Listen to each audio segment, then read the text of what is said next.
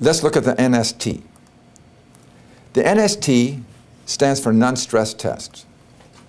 When you hear the term NST, I would like you to think of accelerations. Accelerations. Here is a fetal monitor tracing, and this is an acceleration. This is an acceleration. These are all accelerations.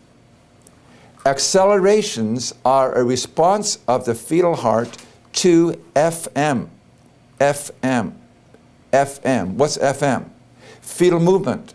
Whenever the fetus moves, the heart rate goes up. So accelerations are a response of the fetal heart to fetal movements. And you can see here, acceleration, acceleration, acceleration. This is always indicative of a healthy baby. We can look at the acceleration and we can assess it in terms of its amplitude and its duration. We will call a elevation of heart rate an acceleration if the heart rate goes up 15 beats or more per minute and if it lasts 15 seconds or more. And this is a needed criteria after 30 weeks. Before 30 weeks, it may not go up 15 beats a minute. It may only go up 10 beats a minute. How do we assess fetal heart rate? We use an external sono device. This is what it looks like. On the business end, which goes on the mother's abdomen, we put this jelly to make the contact. This then sends out an ultrasound signal, and the reflections of these sound waves coming back are converted into a energy. If there is movement of the whatever is down the road, the speed at which the reflection comes back will be altered. And what we're looking for is the fetal heart movement. Now you can appreciate that we're also going to pick up movement of blood in the umbilical cord. We may also pick up movement from the maternal aorta.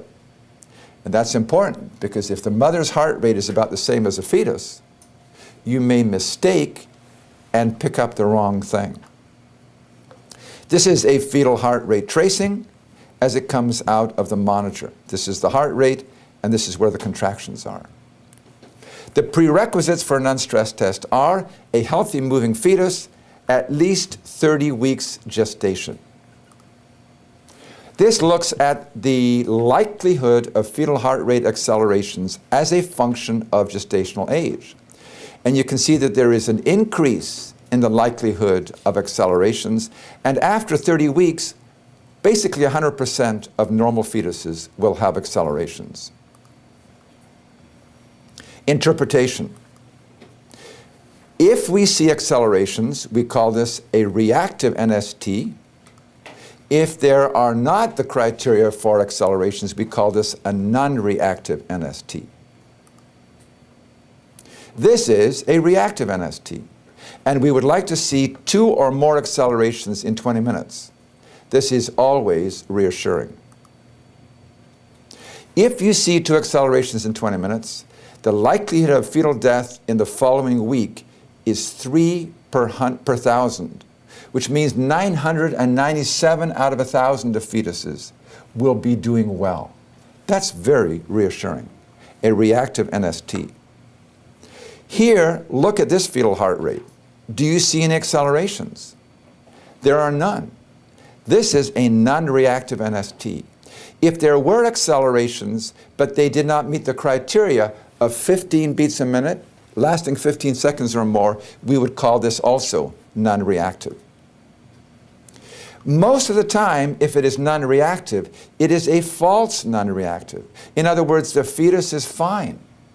Why would it be false? What's the most common reason why it's non-reactive? Well, if the reactivity is a function of fetal movement, why is the fetus not moving? Probably because it's asleep. What do we do if we have a non-reactive NST? We will do a vibroacoustic stimulation.